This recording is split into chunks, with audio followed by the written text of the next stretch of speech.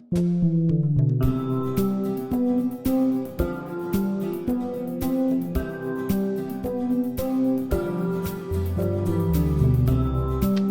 there everybody, it's markcrilley. I'm back with another question and answer video. This is number 29 in my ongoing series of videos in which my viewers ask questions and I provide the answers. Many thanks to those of you who had positive comments regarding my video earlier this week in which I went out into the woods and did some sort of silly fake acting, pretending that I had seen notes left by a mysterious stranger out in the woods. Who knows? It was so successful, maybe I'll do another one like it someday.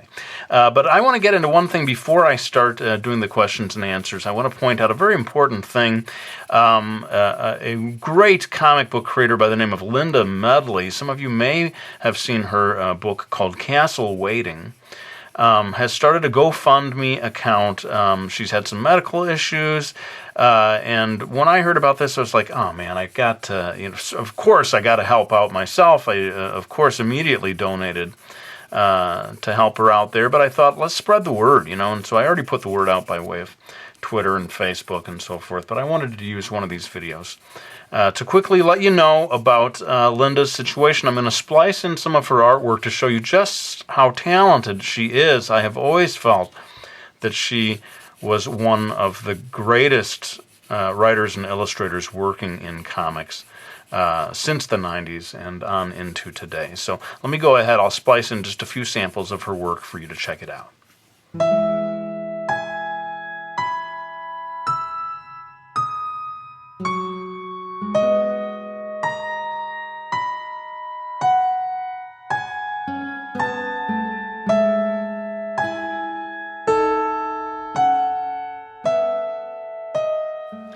So as you can see, just a phenomenally talented artist, and it breaks my heart to hear that she's having any difficulties at all, health-wise or financially, but it could happen to any of us, and if you know her work, and even if you don't, I hope you will consider clicking on the link in the description of this video to go, every bit helps, $10, $20, whatever you could manage.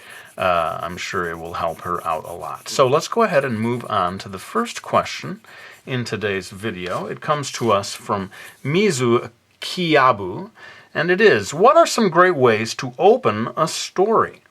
Love this question, and of course, that's, I wish I knew the answer. I would have great openings for all of my stories, but I can sort of say some of the techniques that I've used.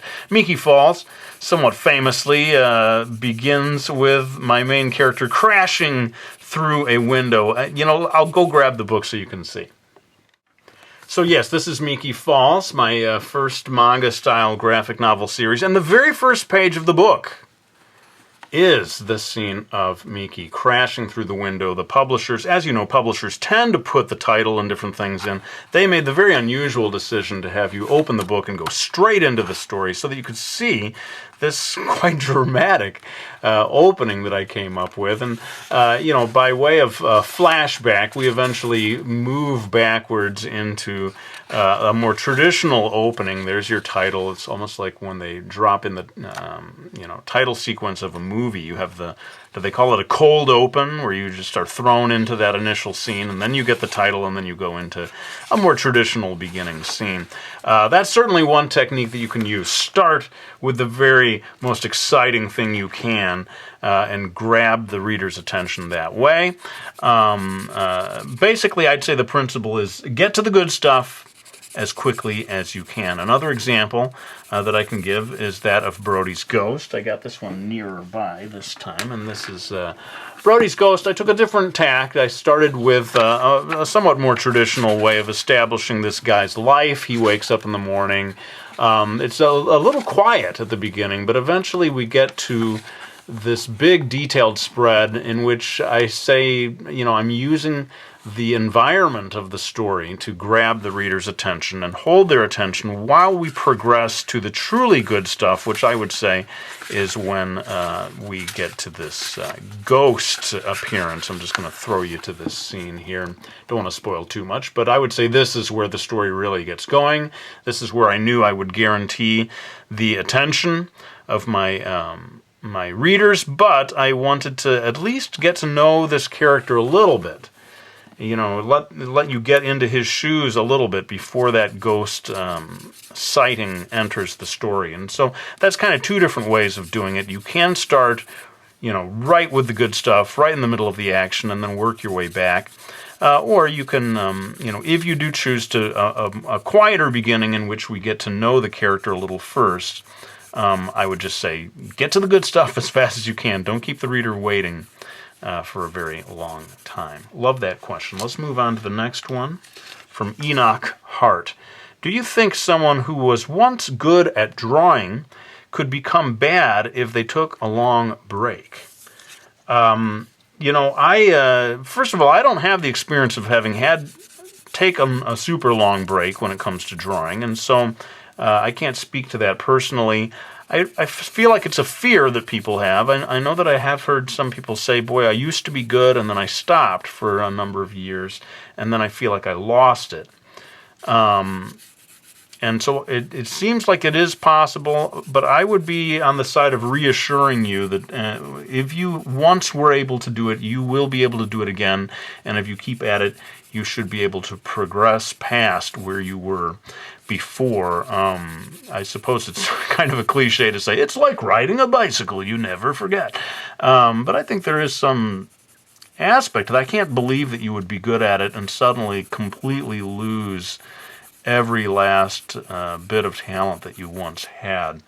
In any case, I would certainly try to get back into it if I were you, and don't allow this sense of having lost something to get in the way of you, you know, attempting to regain it and indeed surpass it. I suppose I should say a word about what I'm doing here today. I always like to give people something to look at while I do these videos, and today my idea was to do a sort of cloth challenge in which I try to do a drawing of folds of cloth, like, you know, a piece of cloth that has folded in upon itself, and creates these very subtle sort of shadows and so forth. It's a unique thing. If you look at old paintings from Europe, you know, from the Renaissance and so forth, you can tell that they loved to paint cloth. They just delighted in trying to capture the beauty of it, you know. So I thought, let's do this. We'll do this sort of folded cloth challenge, and that's what you're looking at, and hopefully by the end of the video I will have finished and done a halfway decent job of it. Let's move on to this next question from, is it Janusz Wikowski? Hope I'm pronouncing that right. I want to make a comic book, but every time I come up with an idea, I Google it and find it already has been done.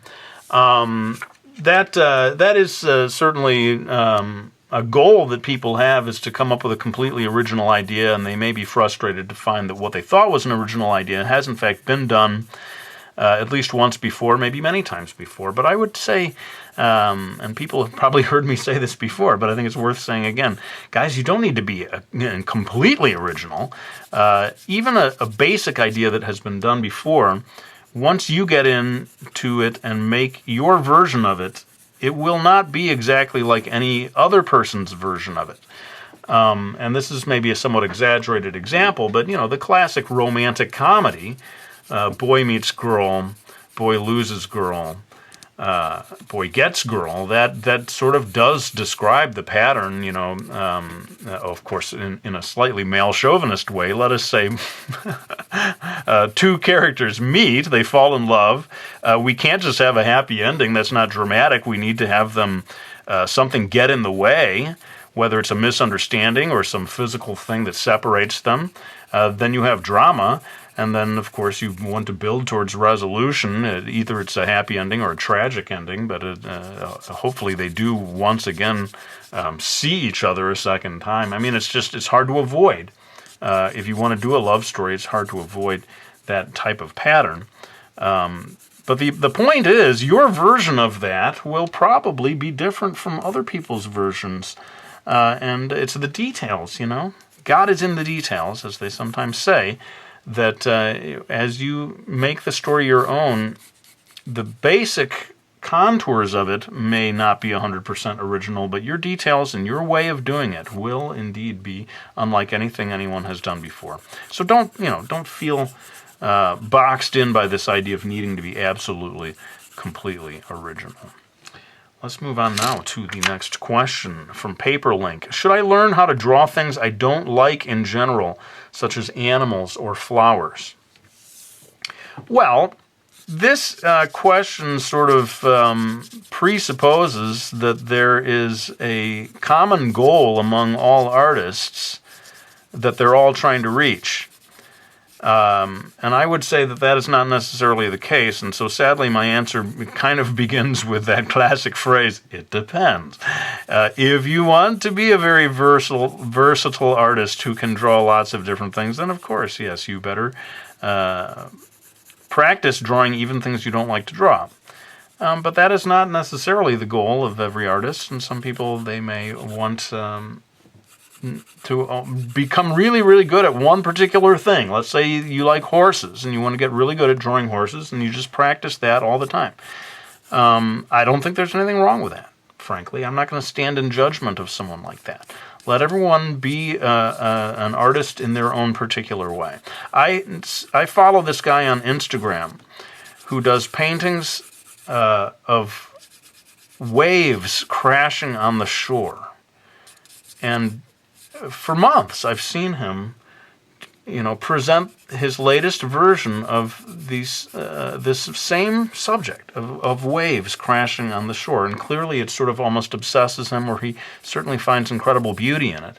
And I don't know if he is good at doing other stuff, but he certainly has become a master of painting these waves crashing on the shore, which if you're not actually copying photographs, it's a very difficult thing to do because it's such a momentary occurrence. If he's actually going out to the seashore and trying to catch that brief moment when the wave hits is curving over and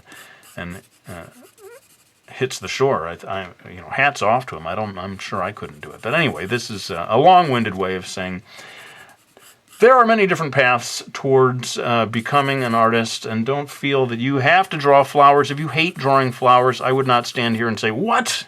You better start drawing flowers now. Draw stuff you don't have any interest in so that you can get better.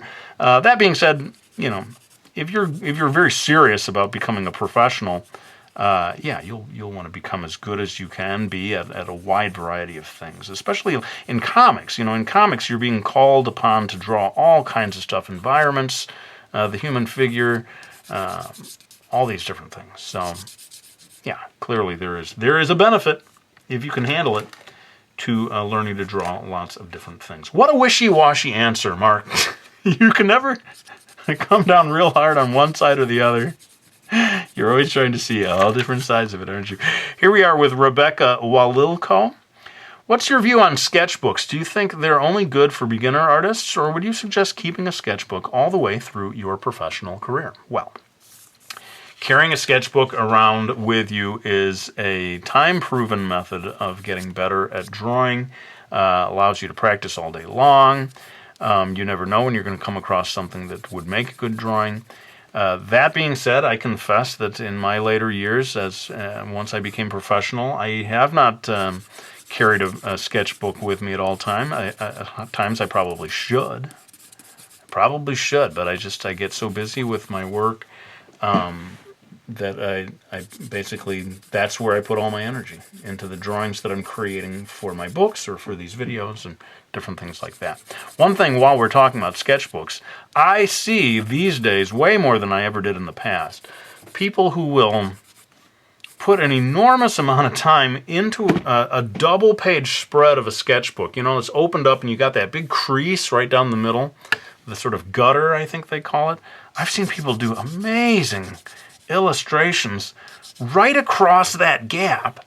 And I always think, oh, what a shame you weren't able to do that on just a single sheet of paper and avoid that big crease, but in a way I think they're doing it deliberately, and people maybe, I don't know, it's a new sort of art form, the incredibly beautiful full-color sketchbook illustration that looks as if it would have normally have gone on a flat piece of paper, but they've done it into a sketchbook. I must say, I couldn't bear to do it myself. I would want it, to be frameable, or at least flat, so that it's not, it becomes part of the composition, in a way, right? That big gap right down the middle, every time you look at it, it becomes part of it. Anyway, I would say hats off to people who can put that level of work into something that is trapped within a sketchbook, probably only to be seen by people who flip through that sketchbook. Me, I couldn't do it. Let me know in the comment section if you ever do that kind of thing with your sketchbooks. And if indeed, what your reasoning is behind putting that much work into a double-page spread of a sketchbook. I'm curious to hear what the thinking is behind it. Let's move on to number 6 here from Blue Pancake. Hey Mark, do you also draw on your lap while sitting comfortably on a sofa, some sketches or something, or do you always draw on a hard surface like a desk? Well, you might be surprised because you see me in these videos drawing on a desk. The truth is I do a lot of work sitting on a sofa with just a sort of a lap desk. I like being able to sort of relax back into an ordinary chair. I don't like being hunched over a table, as I am kind of right now for the purposes of this video. Sometimes for a very large piece of paper, I do need to have a big table that it's on. But these days, yeah, very often I'm just sitting at any kind of a chair anywhere. Sometimes people want me to show my work area, and the truth is it keeps changing because I'm moving around. I bring my work with me to other places. To me, it's not about the table. It's not about the drawing surface. I like the freedom of being able to move around, and in a way, I sort of like the fact that I'm getting all this work done on a very humble sort of piece of thin-pressed plywood throwaway board that has almost no value whatsoever. I kind of like the fact that I'm getting all this work done on such, using such humble materials. But maybe I will do a video someday that shows that kind of approach, how I do sort of just sit on a sofa and get work done that way. Anyway, thanks for that question, Blue Pancake. Let's move on now to number 7. Do you need to have an original good art style to make a manga, comic, etc., or just a good story? I know I've probably answered this kind of thing before, but as I thought about it, I thought I had a couple of different things to say about this. I do feel that when it comes to getting published, young people may forget the importance of the story. And that indeed the story is key to getting something published. You could be the greatest artist in the world, and if you don't have a good story, or if your storytelling ability is terrible, I don't think you're going to get published. Conversely, we can all think of examples of stories that where the art is not so great, but the story is so good, the writing is so good, that we forgive that artwork. Because we love these characters so much. So I think between those two, I do sometimes think, in terms of getting published anyway, the writing, the story idea, and the story execution is paramount. That being said, if you want to get a job in the comics industry in which you are writing and illustrating, I wonder if you will be able to get the attention of a publisher if your art skills look very amateurish. I hate to say it that way, but I wonder if the publishers these days who are strapped for cash and don't want to take a risk on something, I don't know if they'll give you the time of day, frankly, if your art skills aren't there. So that might be the problem, really. Not so much that the people out in the real world would have problems with your drawing skills, but more that you're going to have trouble getting the attention of a publisher if you haven't reached a level of professionalism in your artwork. Anyway, those two different things kind of I wanted to say on that subject. But maybe the main thing is to say don't neglect the importance of story. That really is the key thing. In terms of getting published, and indeed in terms of building and maintaining an audience, I would say. All right, we're coming up to the end of our sort of real questions, or the more serious questions. Number 8 here from Michael J. Lassiter. Given your body of work, what do you do to keep yourself artistically challenged? Well, you've probably noticed, those of you who've been following my career, I am constantly changing styles. Every time I do a new book, I basically pivot away from the style that I was using during the previous book, and if not challenge myself to do a style I've never done before, definitely force myself to do something that is quite different looking from the last thing that I did. And that does, I think, it helps me keep things fresh. And it's just more fun for me, artistically. I mean, after finishing Miki Falls, for example, which was a sort of slightly rose-tinted love story, the last thing I wanted to do was to do another rose-tinted love story. So that's why I flipped away from that and did this very dark boys action kind of comic. Not so much action, but certainly in that vein with Brodys Ghost. And the style was quite different. You know, I did Miki Falls with pencil and lots of sort of shading. And with Brodys Ghost, I went to pen and ink and computer gray toning. It just had quite a different look. And indeed, I have had some, I've seen like reviews or commenters say, boy, I love Miki Falls, but boy, I can't get into Brodys Ghost, or the other way around, because they are so drastically different. But yeah, that is, to get back to the question, to keep myself artistically challenged, I keep trying deliberately to do something new with each new project that I do, and try very hard to avoid repeating myself too much. Not only from the project that I just did, but from any project I'd done before. I think it's the movie director Danny Boyle who has attempted to always be doing something new. I hope I'm getting that right. But Danny Boyle he would do a sci-fi thing, he would do a musical, he would go do a comedy, and I remember hearing in an interview that he said, I want it always to feel like the first time, because there's a freshness to your approach when you don't know 100% what you're doing. Let us move on now to number 9. This one comes from Ankoku Shadows. How do you know when things need to be cut and what to cut from stories? Love this question, and I'm pretty sure I have never had it before. It's a tricky thing, when you're writing a story, especially with a graphic novel, every page is at a premium. You can't be wasting these panels on things that are not essential to the story. And so basically, I would say in comics, the real estate of the page kind of forces you to trim away anything but except what's absolutely necessary. I'll give you an example of something that I planned to do in Brodys Ghost, but I just didn't quite find the space for it. I planned for Brody in his training under Kagemura to have to alter his diet. And some of you may know, if you've read the story, that I set up this thing where he's with his friend Gabe at the beginning of the story, and they're at this place called Dave's Deep Fried Cheeseburgers.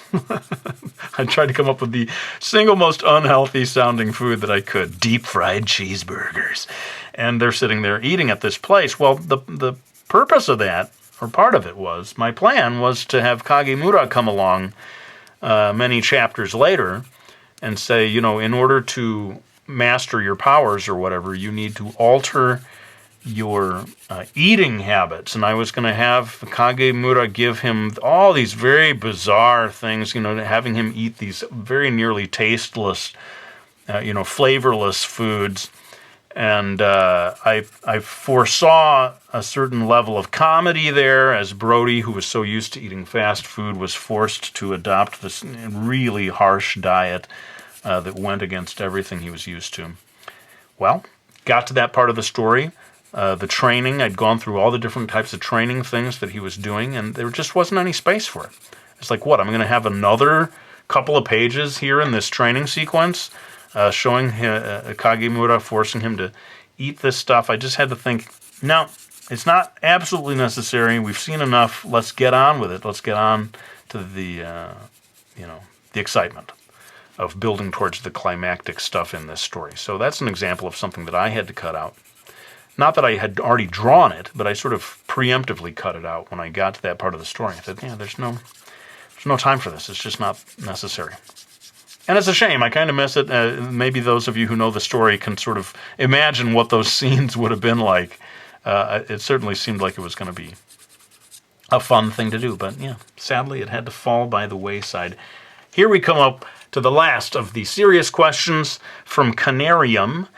Number 10, how can you learn to draw faster? Because I always spend like 2 hours just in the sketch, while other people can do it in 30 minutes or so. Well, some of you who know me well, you will not be surprised to hear me begin by questioning the goal of wanting to draw faster. Is it really necessary? Is drawing a race? Is it like a speed thing where it's crucial to be able to draw quickly? I certainly have never felt that that's the case. Yes, you can counter my argument and say, well, as a professional, sometimes you're called upon to knock out the art really fast, and you should be able to do that. And yes, and certainly in certain types of work, they can't have you finessing and fine-tuning and taking days and days just to get one page done. So I just did want to say, look, it's not necessarily a problem.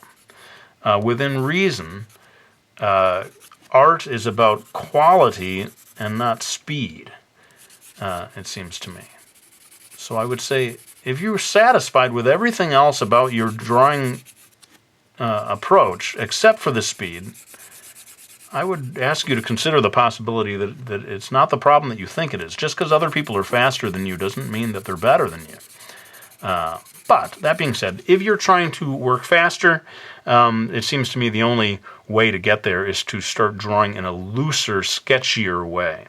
And some artists develop a very loose, fast way of drawing in which the lines fly across the page, and that is the only way I know of increasing your speed. You've been watching me working in a fairly loose way as I reach I would say, not even the halfway point of this drawing. I do want it to be much more tightly controlled than this. And indeed, that's what we're about to do right now. But I haven't been concerning myself too much like, oh, I'm so slow, I gotta work faster. It's just not a big part of what I focus on. So I wanted to get that in there. And let us go ahead then and kick this into time-lapse so that I can get to a much more, closer to finished state. This happens a lot in these question and answer videos. I'll go ahead and get that part done, and then I'll come back and we will do our lightning round questions, which are the silly, goofy, fun-loving questions that I tend to blast through pretty quickly. So I'll be right back.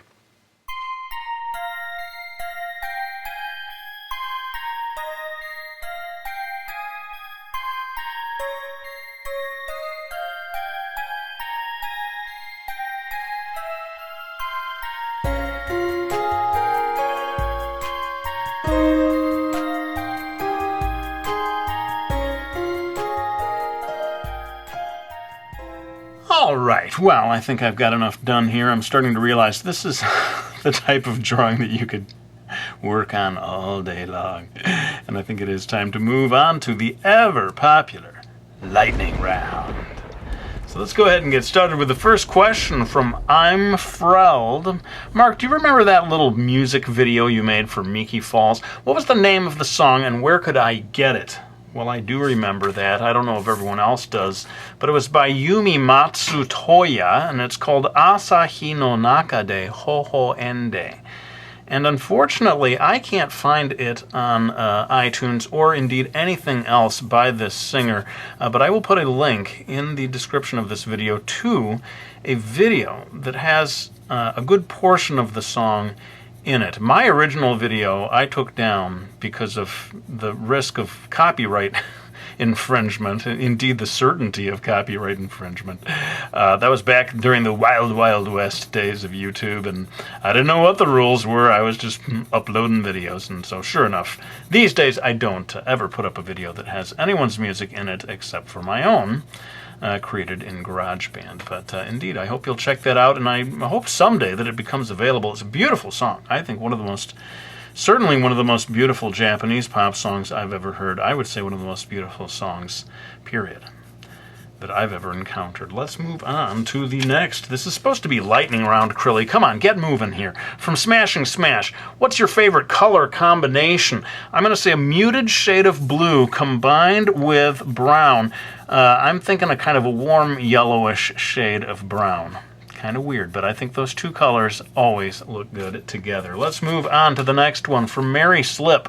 Since you visit Japan often, what would surprise the average American about their culture? That is a great question, and I think in terms of surprising people, number one, I would say it's not as weird over there as everyone thinks. Unfortunately, the only stuff you ever hear about is the truly bizarre stuff, and I think people do get a weird, imbalanced view. But here's something I bet the average American doesn't know about. Japanese yogurt. I think it's the best yogurt on earth, and I do believe it is a sort of best-kept secret. No one ever talks about Japanese yogurt. You don't think of Japan when you think of yogurt, but it is so good. If you're ever there, try it. If you have tried it and you've been there, I think you will agree with me. It is outstanding yogurt. Let's move on to number 4 from Ruth D. Caring Zombie Lover 15243. Mark, did you know that you have a lot of fans from the Netherlands? And then this is a sentence in Dutch. I think it's we houden van je, or something like that. I'm sorry, I can't speak Dutch. I looked it up. It says we love you, and I would say thank you. Thank you. I am aware now, thanks to you, that I have a lot of fans in the Netherlands. And you know what? I'm a big fan of the Netherlands. In fact, I just happen to have right here a delicious, tasty snack that comes from the Netherlands. I don't know what they're called. I'm sorry, but they are so good.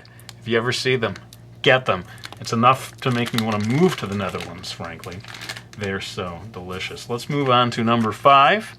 From F. Smitic, what is your favorite Johnny Cash song? You know, I did not grow up with a lot of Johnny Cash music, but I'm going to say A Boy Named Sue. Possibly a boring choice, but I do love that tune. Let's go on to number 6 here. Joseph Villegas. Sorry for any mispronunciations. Have you ever drawn cheese? Well, just a second. Why, yes. Yes, I have. Note that the question is not, have you ever done a good job of drawing cheese? It's just, have you ever drawn cheese? Let's move on to the next one. It is from Exactly, That's the Point. Possibly my favorite internet name ever. Who would win in a fist fight, Brody or Captain Spuckler? First of all, Captain Spuckler? I didn't realize he was a captain from my Akiko series. Sorry, Spuckler, but I think Brody is going to win that fight. He can shoot energy blasts out of his hands. And Spuckler, you know, he's very brash and confident, but I don't think I ever presented him as a particularly good fist fighter. Let's go on to number 8 here from Angry Hermit. Do you ever get so unfocused that instead of doing work, you end up spending the entire day watching an overzealous German game show? Ugh, I hate when that happens. And for me, it takes up extra time because I have to actually fly to Germany in order to see such game shows. Try explaining that to my wife every time that happens. Let's go on to number 9 here from MK-W. Can you come over for dinner? My dad will make you pizza. He used to work in a pizzeria. Awesome. I'll be there at 6 o'clock, and I'll bring the dessert. Just let me know. Do you want it to be tiramisu or gelato or cannolis? Let's move on now to the final question, number 10, in our lightning round from Dallin Tippets. Would you rather swim in a sea of blushies or experience a storm that rained beloved white gouache? Oh my goodness. Hard to answer this one, but I'm going to have to go for swimming in a sea of blushies. All that gouache raining down upon me would be an awful lot like bird droppings. Let's be honest. And having put that image in your mind, I think it's time for me to lay down this pencil. Sorry, I'm knocking my camera all over the place. I really do want to thank all of you for watching this video and for asking questions. I'm sorry I couldn't get to more than I did. There were over 2,000 to choose from. My apologies if I didn't pick yours, but there will be more question and answer videos in the months ahead. For now, though, let me wind this one down. Thank you so much for watching this video. I really hope you enjoyed it, and I'll be back with another one real soon.